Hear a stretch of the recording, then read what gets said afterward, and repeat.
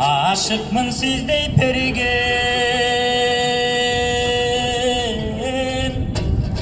Ait albay sırrım demigem adamdımın çağıynabay ayttırbay bilsen emine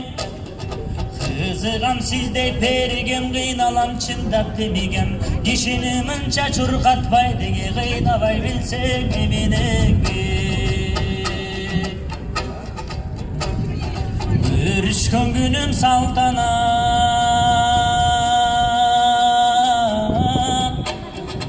Görkünün gün ay şaltanat Görkümün candı gök sötüp gömü kıydım baltamat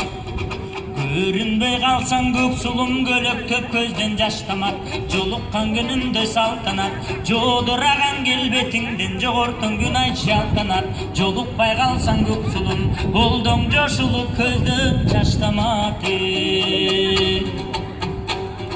Betegeylü beldeyim Belgi bir berip şakırsan bilgine gantip kelbeyin Şayılıdı biles kırdayım Yaşlardan çıkan göksulum Çamağım tügüvürdayım Jaraşkan pirim ekensin Men jaltanbay karabırdayım Belden bir koyun kaçırıp Gel albadım göksulum Memi tağdır ne bolot bil albadım göksulum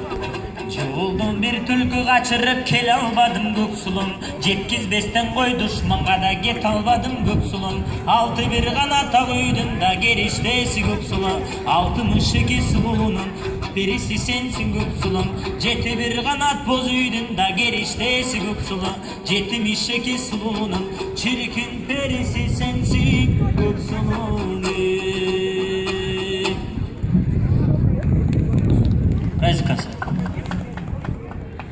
Birilerde de koyalım.